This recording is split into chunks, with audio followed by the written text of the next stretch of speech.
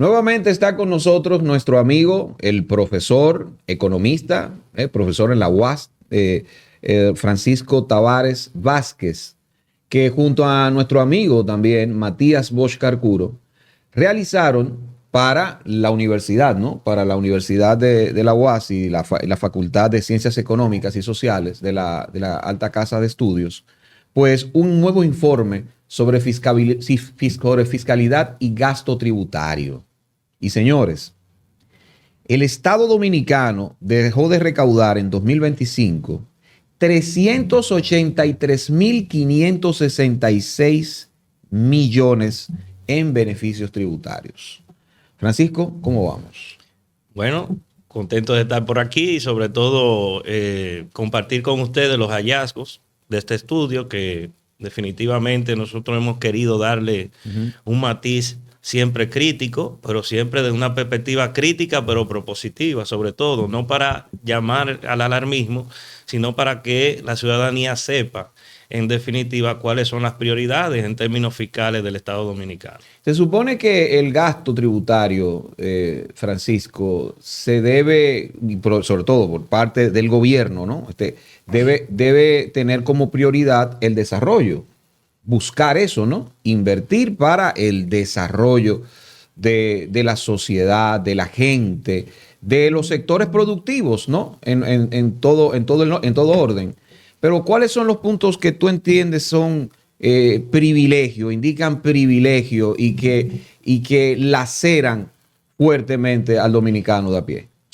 Bueno, mira, nosotros hicimos un análisis acumulado del año 2008, que es cuando empiezan a realizar lo que llaman el informe de gasto tributario. Sí. Fue una solución del Fondo Monetario Internacional a raíz de la crisis de 2003 que propuso por una iniciativa de transparencia de que si los gastos en el presupuesto están determinados, también estos gastos, que son gastos indirectos porque son invisibles, porque no están directamente ligados a una acción, por ejemplo, de inversión o de gasto directo, pero sí implican una reducción en términos recaudatorios. Por lo tanto, eso hay que transparentarlo. Eso fue lo que dijo el Fondo Monetario Internacional aquella vez. Nosotros lo integramos al presupuesto, pero nuestros congresistas se hacen de la vista gorda y no analizan que hay 383.000 millones de pesos en el presupuesto del año 2025 y para el 26 ya eso está rondando los 400.000 millones de pesos. Eso ha promediado alrededor de 5.3% del PIB. ¿Cuánto es el déficit programado para el año 2026 del Estado Dominicano? 3.5. Es decir, claro, de ese gasto hay una parte que son gastos a exenciones, sobre todo a alimentos y bebidas de primera necesidad, salud, educación. Vamos a dejar eso aparte. Vamos a referirnos al gasto tributario privado, que nosotros entendemos que es un privilegio. ¿Por qué? Porque estamos hablando que desde 2008 al 2025, que fue el ejercicio que hicimos, se ha acumulado casi 3 billones de pesos. 1.3 billones de pesos que no se dedican, por ejemplo, a la investigación y el desarrollo.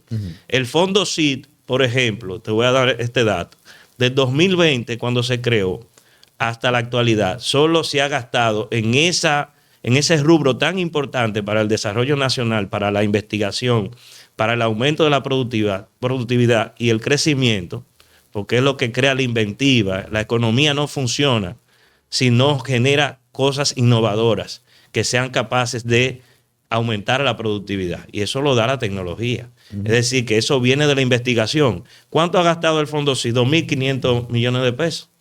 ¿Cuánto se le da al cine anual? Casi 8.000 o 10.000 millones de pesos. Al turismo, por igual. A la zona franca, 47.000 millones en el 2025. Y cuando uno hace un análisis relativo, porque se dice, bueno, que es para impulsar el desarrollo nacional, para crear empleo. Claro, te generan casi 200.000 empleos, la zona franca, igual el sector turismo. Es decir, tú tienes de casi 2.5 millones de ocupados, tienes 400.000 y tantos nada más en esos dos sectores.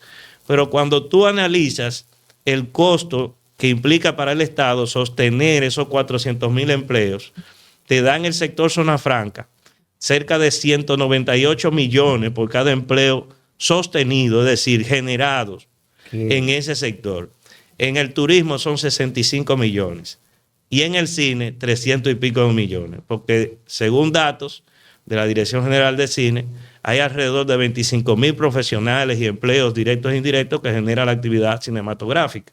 Sin embargo, cuando tú analizas lo que el Estado deja de percibir y entonces lo divide entre esa cantidad de empleo generado, entonces te da efectivamente que el costo es altísimo.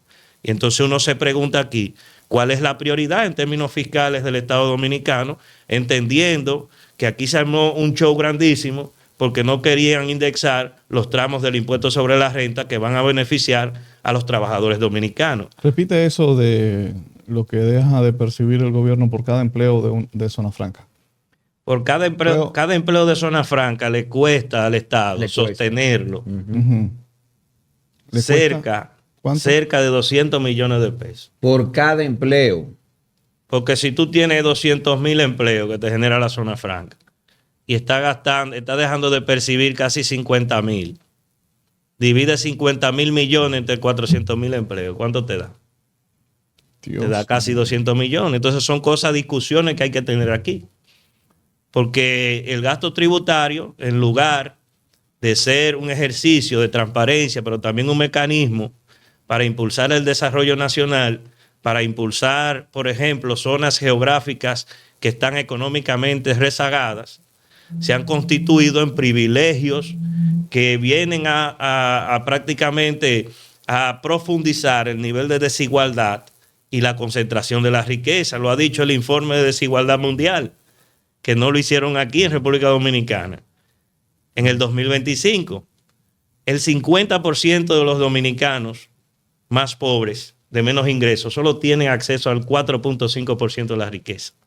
Y el 1%, adivinen, se llevan la cuarta parte de la riqueza. Es decir, un 1% de los dominicanos están percibiendo la cuarta parte de la riqueza, cerca del 25%. Y si tú llegas al 10% más rico, ellos se llevan casi el 60%. Es decir, que estamos con estos impuestos y la forma como está estructurado el sistema tributario dominicano y donde se le está prácticamente dando un regalo al sector privado para que en sus negocios puedan ser más rentables, porque déjenme decirles que todos los años el sector hotelero declara pérdidas, como una actividad que se subvenciona prácticamente con salarios miserables, porque hay que decirlo así, los salarios mínimos en el sector hoteles, bares y restaurantes, adivinen cuánto está, en 18,500 pesos, 19,000 pesos más o menos, salario mínimo. ¿En cuánto está la canasta alimentaria que mide pobreza? En 25,000.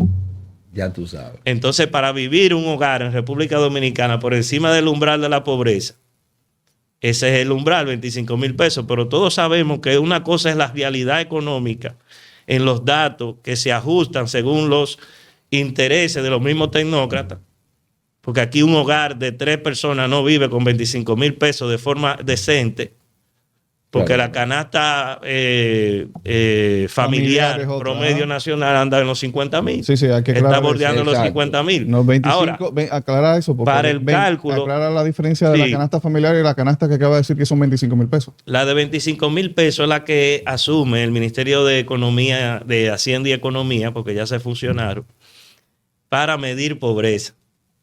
Es un umbral acomodaticio para decir, si este hogar, con el salario de papá, de mamá y el hijo, sube de 25,000, no es un hogar pobre. Okay. Por eso ustedes ven que la pobreza en República Dominicana mágicamente ha reducido ante una desaceleración de la economía, ante un deterioro de las condiciones sociales, en lugar de mantenerse estancado, lo que ha hecho es reducirse. Eso es una y tú preguntas, ¿pero qué ha sucedido aquí? ¿Cómo la pobreza está en 18 cuando hace 5 años estaba casi en 30? Entonces uno se pregunta y dice, ¿hay los programas sociales? Es que ellos meten ahí las transferencias sociales, meten las remesas, que es la verdadera, yo digo que es el verdadero política social en la República Dominicana, de manera privada, entonces ellos mezclan eso. Por eso hablamos nosotros en otros informes que hemos hecho de pobreza laboral, no de pobreza monetaria, porque la pobreza monetaria le meten de todo, hasta los alimentos que reciben de manera en especie los niños en las escuelas públicas lo calculan para medir pobreza, porque ellos creen que la pobreza nada más es comer. Qué barbaridad.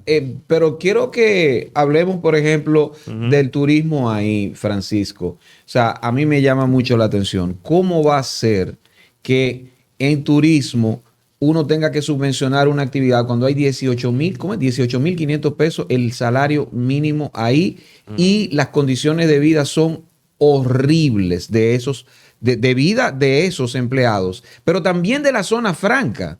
La zona franca, el perfil de un empleado de zona franca, lamentablemente, es de alguien que se mete a esa vaina para no hacerlo mal hecho, muchas veces. Sí, porque son salarios definitivamente que no cubren lo mínimo para poder vivir en dignidad. Uno de los problemas que tenemos en República Dominicana es que nuestra clase dirigente, y sobre todo esta clase dirigente que responde a los intereses de los grupos económicos que son gruesos aquí en República Dominicana, que son los que gobiernan. Sí. Porque en definitiva aquí se plantea la modificación de la ley de zona franca y lo primero que tú vas a tener en el Congreso es halcones, con los mejores economistas, con los tecnócratas, con los abogados. ¿Para qué? Para mantener ese bucle, mantener esa protección de por vida que tiene esa actividad en la economía de nuestro país. Y entonces le dicen al trabajador que hay que mantener la indexación, la no indexación de los salarios, porque eso va a desequilibrar las finanzas públicas dominicanas y vamos a tener que asumir un déficit fiscal mayor, cuando de verdad el grueso de los recursos en la República Dominicana tienen una factura totalmente política, porque esas son asignaciones políticas que se la da el Congreso a quienes, a los sectores de poder económico, que son los que financian sus campañas y son los que definen cuáles son los impuestos que se van a mantener y cuáles son los privilegios que se van a sostener. Claro, quienes van a perder con desfinanciación de los servicios públicos esenciales es la clase trabajadora, es decir, estamos ante tres elementos desigualitarios. Primero, el salario. Mantener el salario pactado a través del Comité Nacional de Salario. El gobierno se da la tarea de decir, bueno, Grupo Punta Cana, bueno, Azonadores, vamos a permitir, aunque sea estos 2,000 o 1,500 pesos cada 2 años, sí, aumentarle el salario mínimo para que ustedes sigan aumentando sus márgenes de ganancia. Porque una actividad que tiene unos costos salariales tan bajos, que tiene prácticamente una concesión de no pago de impuestos desde el momento en que se erige esa actividad hasta quién sabe cuándo. O sea, es una concesión que nosotros le hemos dado a esos sectores. Entonces tú ves inmediatamente, y claro, fíjate, ya ellos tienen periódicos, tienen gente que escriben a favor, tienen políticos que dicen, no se puede matar a la gallina de los huevos de oro, que el turismo es la clave del sector de la economía de nuestro país. No es que no estemos de acuerdo con eso. Lo que tenemos que ver es cómo buscar, como dice la teoría tributaria, sí, y como manda esencialmente todo sistema tributario articulado de forma eficiente, en que se vean resultados, se vea un sacrificio del Estado y se vean resultados, y que esos resultados deben encaminar a que esa actividad en un plazo de 10 años ya pueda ser autosostenible financieramente, que de hecho lo es, porque Punta Cana es la segunda o el tercer destino turístico de América Latina. Y como un sector entablado o enraizado en un segundo y hasta primer lugar como destino turístico en América Latina no va a ser capaz de generar ganancias. Tú sabes que quedándome ahí en el turismo, quiero leer un tuit de la profesora Mercedes Carrasco, economista, ¿no? Ella dice, los acuerdos históricos, y lo pone entre comillas, en Fitur, para quedarnos ahí, ¿no? En los acuerdos. Por 13,370 millones de dólares. Eso fue, ¿verdad? En pesos serían unos 885,680 millones de pesos. Y dice ella, provienen de bancos dominicanos. Banco Popular, 6.200 millones de dólares. Banreservas, 4.200 millones de dólares. Banco BHD, 2.970 millones de dólares. Y pregunta a ella, ¿dónde están los recursos propios y frescos de la inversión extranjera? ¿Cómo tú me puedes analizar esto? ¿Qué de positivo tiene para los dominicanos? Porque habrán argumentos de que los bancos locales pueden buscar ese dinero, ¿no? O pueden gestionar ese dinero a través de esa inversión extranjera. El tema es que yo no veo el nombre de inversionista extranjero. Ahí no se menciona un inversionista extranjero, ni una empresa, ni nada de esa vaina. El asunto aquí es que el sector privado no arriesga. Quien arriesga es el Estado. Arriesga su sostenibilidad financiera a través de los impuestos. Arriesga que a través de los fideicomisos, la inversión directa en infraestructura, hacerle carretera, hacer, digamos que acueductos, etcétera. Y el sector privado, ¿qué hace? Simplemente sostener ese negocio. Y a través del no pago de impuestos y pagar salarios miserables, entonces usufructuar el resultado. Y el Estado nada. ¿Cuál es el pago del Estado? Unos empleos. Unos empleos, unos ingresos que sostienen la estabilidad cambiaria del país. Porque el turismo genera unas divisas. Pero esas divisas terminan que captándolas el Banco Central, pero al final se repatrian. Porque ninguna de esas empresas que son cadenas hoteleras internacionales reinvierten la totalidad de lo que ganan en hoteles o en mejoría de las instalaciones. Ese dinero retorna a sus casas matrices. Entonces, lo que dice la profesora revela una dinámica realmente de embudo, en la cual todo el beneficio va hacia una parte y todo el riesgo lo asume el Estado dominicano. Fíjate cuántos millones de dólares ahí se van a financiar. Y uno se pregunta, ¿pero dónde están los millones de dólares que se financian para la vivienda de bajo costo? ¿Dónde están los millones de dólares de la banca? Porque todo hay que verlo como una estructura realmente, como en esencia funciona todo. Tú lo ves que el Estado deja de invertir en servicios que son esenciales. Cuando se deterioran los servicios, entonces viene el negocio. Y eso es lo que vemos con la seguridad social, eso es lo que vemos con la salud, eso es lo que vemos con los hospitales. Es decir, el deterioro de lo público precisamente por la apropiación de partes esenciales de la actividad que debe impulsar el Estado para garantizar derechos y garantizar, digamos, equidad, ¿qué termina? Cooptado por el sector privado. Entonces, cuando tú ves las compras del Estado, ¿quiénes son los que, como pirañas, van hacia los contratos grandes? Y lo vemos en los casos de corrupción que emergen. Es decir, el Estado dominicano no es un impulsor del desarrollo, es una maqueta de negocios para los grupos económicos de nuestro país. Esa es la realidad. Y eso lo vemos desde los gastos tributarios, los vemos desde las asignaciones a las grandes construcciones, porque fíjate, los contratistas del Estado, las empresas constructoras y contratistas del Estado, es el cuarto rubro de mayor gasto tributario que nosotros tenemos, y eso está callado. Los generadores eléctricos, que hay que comprarle la energía a como ellos no la vendan en los contratos. Y si nosotros perdemos el 40 o el 30% de esa energía, a ellos no les importa porque ellos van a cobrar por el 100. Yo creo que un día tenemos que abordar. ¿Tú has hecho estudios sobre el déficit eléctrico? Tenemos un día. No lo he hecho, pero me gustaría. Eso es una materia pendiente. Porque estamos hablando de una actividad, primero, subvencionada por los combustibles. Es el tercer gasto tributario más alto de lo que hemos identificado. O sea, le exonera el combustible, le pagan toda la energía servida a los precios a veces onerosos en que se pactan esos contratos. Y aparte de eso, el riesgo de las pérdidas para sostener sus negocios lo tiene que pagar el Estado, y eso implica de 1.500 a casi 2.000 millones de dólares anuales.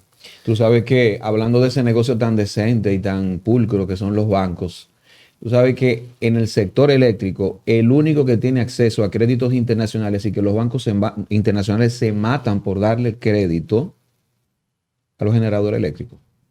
Claro. Me lo dijo Porque, un profesional del tema mira, eléctrico. Me dijo, mira, si tú supieras los bancos que se matan por darle crédito a ellos.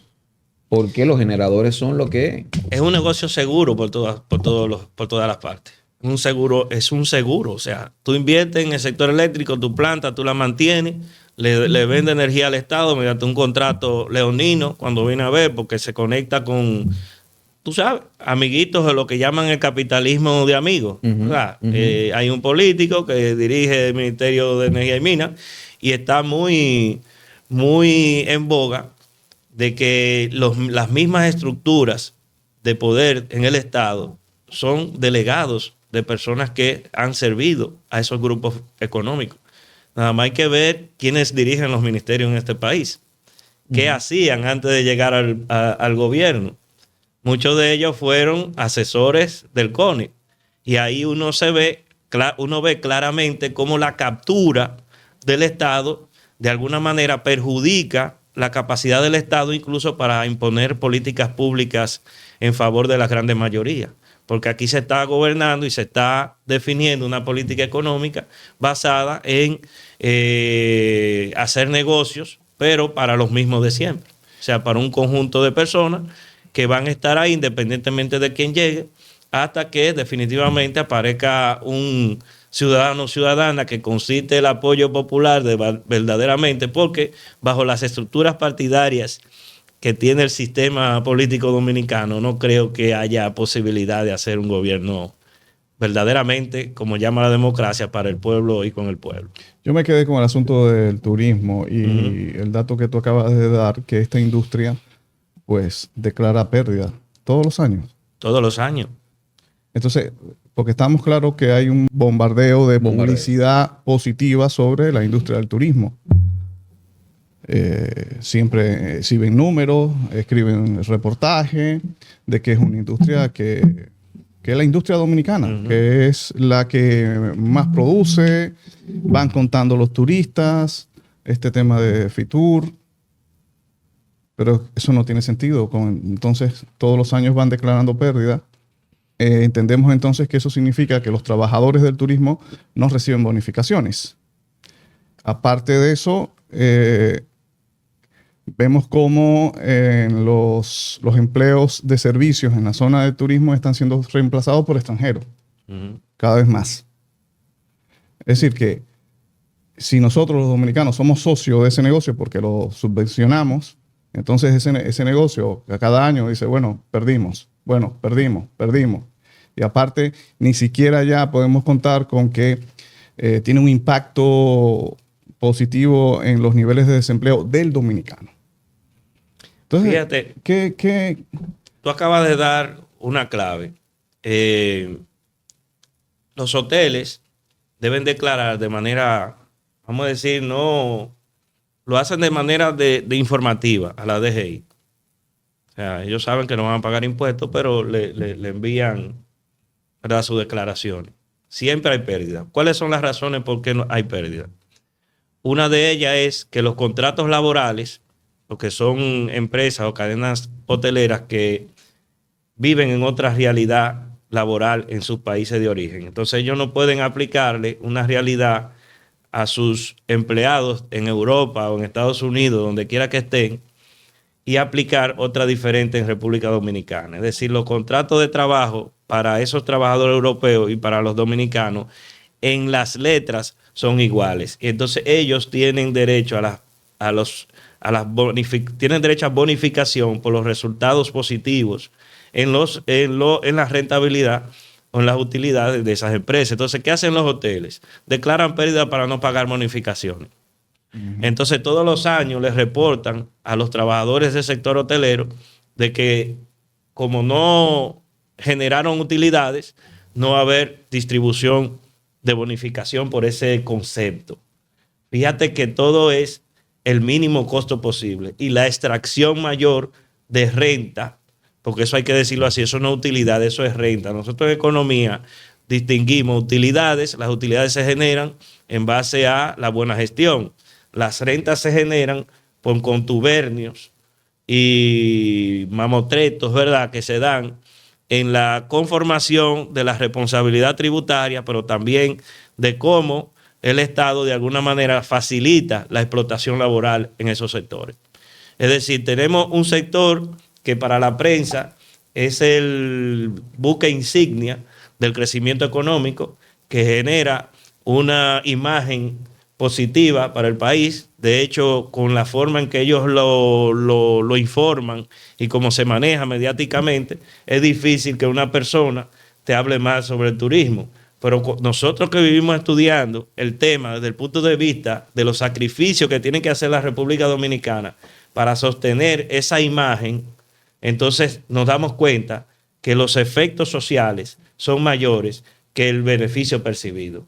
Pero sobre todo, no para el gran empresariado del sector turismo, porque esos grupos están realmente recibiendo ganancias excesivas, producto del rentismo.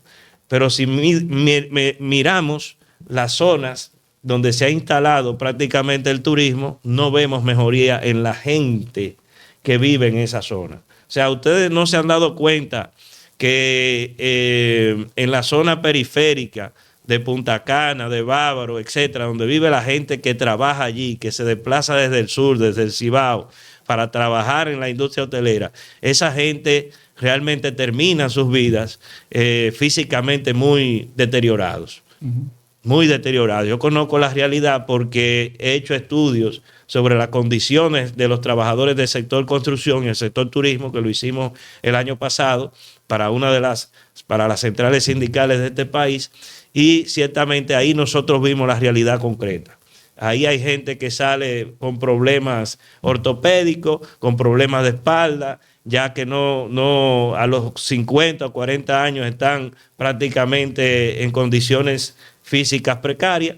Imagínese usted, y ante una seguridad social que también está privatizada y que de alguna manera sirve a la maquinaria igual de aumentar las ganancias de los sectores económicos que hemos estado hablando. Entonces nosotros vemos la cosa bastante clara de cómo aquí se articula la desigualdad y la concentración de la riqueza en nuestro país, porque ni los impuestos responden a la lógica de la distribución de la riqueza real, ni los salarios, que es otro mecanismo de compensación de esa desigualdad, porque si tú me quitas, bien, el turismo en la zona franca y el cine están generando ingresos importantes, entonces los salarios son buenos.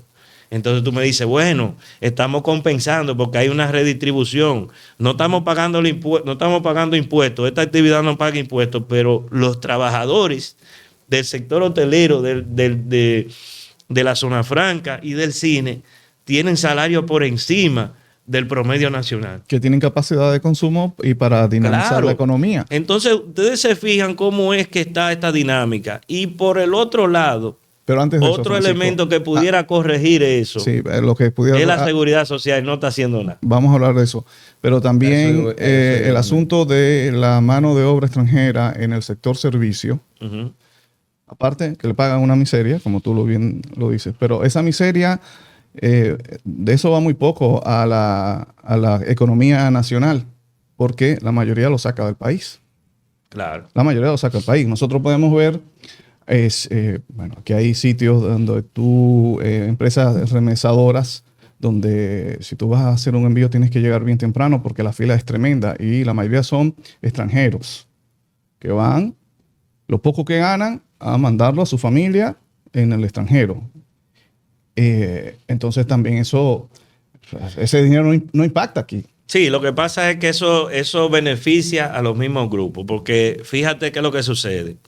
Si yo contrato dominicanos y vive el caso de la construcción y del turismo, ¿qué sucede? Que los hoteles, para buscar no cumplir con los derechos laborales, subcontratan empresas. Por ejemplo, en el hotel se da mucho el asunto de la limpieza de los espacios y también de la jardinería.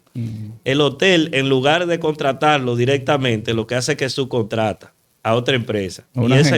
A una agencia. Y esa agencia contrata indocumentados y dominicanos que están dispuestos a trabajar precariamente, por debajo incluso, incumpliéndole el salario mínimo. Entonces, fíjate cómo hay esas grandes cadenas que debieran asumir esa empleomanía para pagarle su seguridad social, que coticen, están beneficiándose de una condición que tiene la República Dominicana, que no ha institucionalizado el tema de la migración, ni la ha regularizado y no le interesa, porque ellos lo que están es buscando titulares, mandar a los agentes de migración, trancar a la gente y mandarlo en camionetas hacia la frontera, cuando el hecho real que debe hacerse aquí en la República Dominicana es que nosotros debemos tratar de estimar la cantidad de empleos extranjeros que necesitamos y documentarlos, y entonces los otros no pueden entrar aquí. Así lo hacen todos los países organizados, de tal manera que esos grupos, que son los mismos que se benefician del gasto tributario, los mismos que reciben subsidios, los mismos que se financian de manera abierta con los fondos de las pensiones nuestras, porque tú no puedes buscar crédito ni tú en el mercado de valores para tu empresa usando como garantía lo que tú tienes como aporte en la seguridad social. Ahora el Grupo Estrella sí lo hace, el Grupo Punta Cana, los grupos, los mismos bancos se compran su mismo certificado, invirtiendo en su mismo certificado financiero. Es decir, estamos ante un escenario económico que es totalmente beneficiario para esos grupos. Entonces, la migración y el bulto que aquí se tiene con respecto a eso es parte también del problema a resolver. Si ellos ven a los migrantes haitianos como una fuerza laboral que está dispuesta a trabajar en condiciones prácticamente infrahumanas, entonces ellos van a explotar esa condición. Y eso es lo que nosotros no quisiéramos, que eso no suceda, porque aparte de todo esto, esos migrantes haitianos son seres humanos. Y quizá lo que uno quisiera es, ok, vamos a regular, váyanse para allá, pero uno sabe que el asunto no va por ahí, el asunto va en el sentido de que esos grupos los ven como carne de cañón para la explotación como mano de laboral obra y esclava, para aumentar su nivel de ingreso y sus márgenes de beneficio. Y en cuanto a los dominicanos, señores, y eso ya yo lo he dicho en más de una ocasión, está muy claro qué es lo que quieren hacer con los dominicanos. Es que no vayamos. Porque es que la única forma de que somos rentables en su modelo, los dominicanos, es que no vayamos y mandemos remesa para sostener su modelo de explotación. Bill, para mí eso está clarísimo. Que los dominicanos no vayamos y lo que nos quedemos aquí, bueno, aguantemos lo que ellos quieran hacer con nosotros. Eso es.